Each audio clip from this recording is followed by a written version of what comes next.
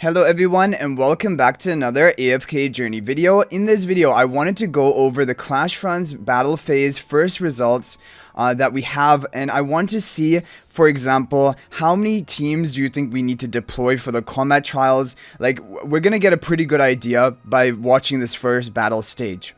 So what we ended up going with on our guild here, as well as on my main account, we went for a 70-30 split, with 70 teams allocated to the land in contention and 30 allocated to the land which was free.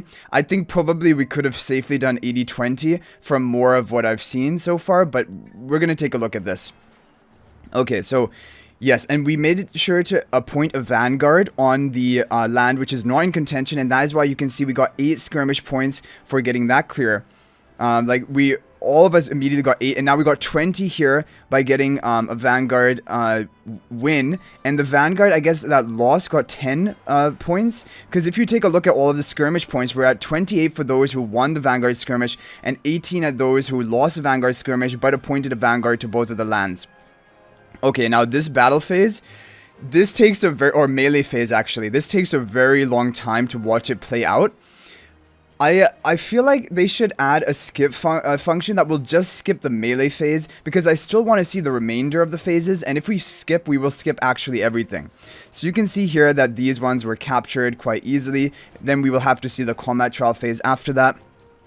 And okay, it looks like blue is definitely winning over here. They are the stronger guild, and we're also the stronger guild over here, so we're going to be winning over red. But if you were up against someone who is difficult, you might just want to put the 80 teams here. Even though we put 70 teams and we're fine, going for the 80 teams might be the good option. Okay guys, so we're still going on in the melee phase. This is going to be, if you watch the entire replay, this is what you're going to be expecting to see. And it will get even more longer in the next round, because in the next round we're going to have even more different bases where we're going to be engaged in the melee phase.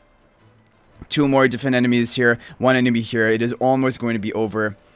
Okay, 2 of my teams is still not attacked. I guess 2 of my teams attacked at the beginning, because I had 4 total teams here. Okay, we got that capture, and that is going to be 100, 100, and then the people who didn't capture are not going to gain any occupation points. Now we have the combat trials.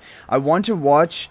So the floor is cleared. Now, this is the interesting thing. You can clear to an almost unlimited floor number. However, the points that you can earn from this are going to be capped out. So 5 floors cleared. It looks like this one is maybe going to clear the lowest floor. This one we have Nocturne Bat's team on the side. We already have 20 floors cleared, 39 floors cleared. Yeah, and so they're gonna get more difficult as you clear to the higher floors. Okay, so we got 50 and 28. That's gonna be 30 for both. And did everyone get 30? Nocturne Bat was the only one who didn't get 30 from the combat trials. And so we wanted to go back. We have to go and look again and see which floor did they manage to clear to get the 23 plus 23 combat trials. So that seems to be the breakdown. If you win the skirmish, you will get 20 points, 8 points for a land which is not in contention with your Vanguard appointed. And then you have your different, okay, melee phase. You get, melee will be determined on your occupation points for conquering the land or not. Combat trial will be based on the floors that you cleared, and the combat trial points are going to be capped out at 30 each for each of the 2 different or whichever land you control, and in total that is going to put us at the 268 points. So if we take a look, personal contribution, oh, my contribution is really high. So skirmish contribution, we got 25 because we got 5 kills. Melee contribution, we got 80 kills. Okay guys, I want to take a look at the battle report on this section over here, because they got only 23 combat trials and they had 26 teams. So in total, 13 combat trial floors were cleared by Nocturne Bat. That is going to give them 23 occupation points. Then I would have to imagine that maybe if you got 15 cleared, maybe with a 15 clear you would be able to get, oh wow, they put almost all of their troops on this map to get the maximum 30 combat trials. So for the combat trials, they got 26 floors completed, and that is going to be occupation points plus 30. Okay.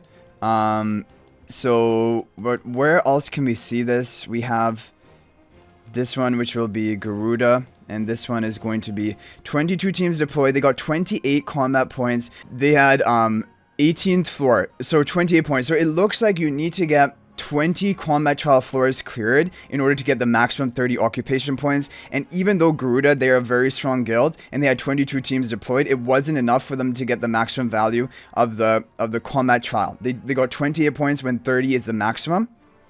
And so I think probably for most people, 70-30 split is actually what you should be looking for. Because that should be enough teams for you to get the maximum combat trial points. But it also depends on how aggressively are you going for the landing contention. Because getting those 100 occupation points, that was really the big swing. Like winning the melee phase in this contested land, that is the most important thing. That 180, that gives you the major score boost. Because even though Garuda got 58, because they didn't allocate as much to the side, they're still like easily in second position. So that is basically it. So definitely one important thing is you have to place a Vanguard on all the lands that you're going to be entering. Place a Vanguard and point them as a Vanguard for Skirmish, because you get free points for that. Even if no one attacks, you get the 8 points like we saw. Even if you lose a Vanguard Skirmish, you get the 10 points. Like if you take a look over here, they are going to get 10 points and 20 points are going to be to the winner of the Skirmish. Right? Okay, now what I want to see is I want to take a look at the win streaks. So... Whoa. We got... Okay, well, I think also the guild that we were facing is kind of... Yeah, they're under upgraded compared to us. But we got 16 win streak.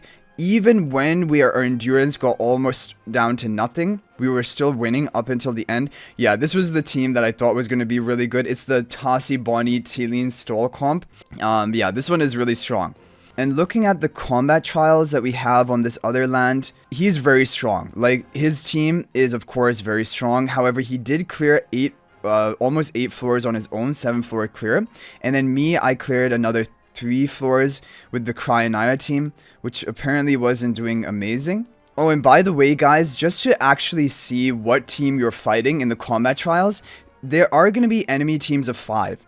And the early floors are going to be very easy to clear, as you can see here. Just Supreme Plus kind of randomly assorted heroes.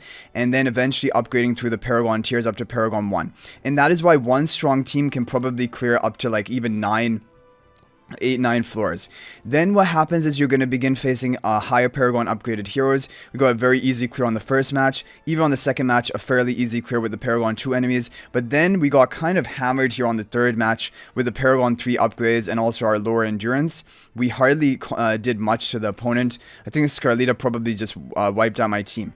And then you're going to have even higher Paragon upgrades. When you get to the higher floors, it's going to begin being almost entirely Paragon 4, and from that point on, even if you have really good teams, you're probably just going to have like maybe at most getting 2 attacks in before your team is going to wipe out. But anyway, guys, that is going to be basically a summary of what to be shooting for from CLASHFRONTS. I think we got a lot of information out of this. And now the next strategy for tomorrow.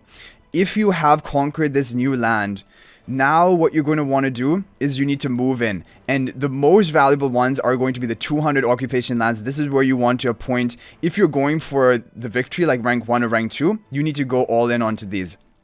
These lands on the side, you do not need to over defend them, and honestly, I don't like over attack them. You can try, but it's only 80 points. The 200 are way more important. So like honestly, I'm thinking like maybe 35 onto both of these 200 lands, or you go all in on one of them and give up the other one. Like that could be a viable option as well, especially if you're weaker, because going for both is very greedy. And like if, for example, the opponent all ins, then well, we should be able to like at least get one of them, because we don't know which one they're all inning, right? So like 35 on both would be a fine maybe strategy, or maybe even 40 on both and 10 on the remainder. 15, 5, 40, 40, or like 15 on our contention land, 10 or 5, and then 40, 40, something like that. But definitely your strongest Vanguard skirmishes, if you're going for these 200s, they need to be there. Your strongest overall teams should be on those. The weaker backup teams should be here, because the thing is, then after you control either one of these lands, you will then be able to go for the castle in the middle, which is 250, and then you will only be in contention with one other guild for that. But even right now, we're kind of...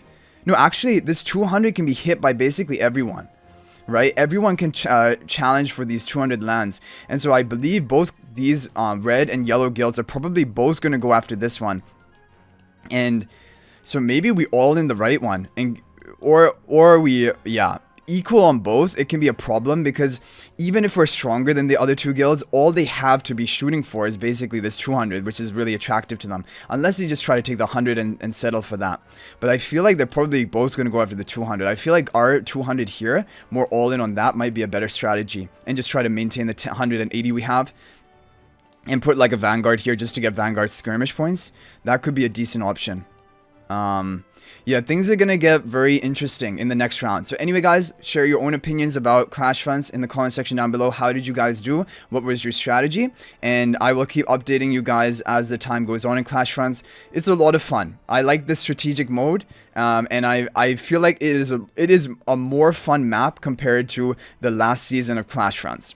So anyway, guys, if you have not already subscribed to our YouTube channel, please subscribe. We're on our road to 20,000 subscribers. Let's hit it before the end of the season. And also, guys, join my AFK Journey Discord server. There's a link to that in the description of this video, because we chat about everything related to AFK Journey, and we have over 2,800 active members. So I hope to see you guys there. But thanks for watching, guys. I'll hopefully see you in the next video. And until then, everyone, peace out for now.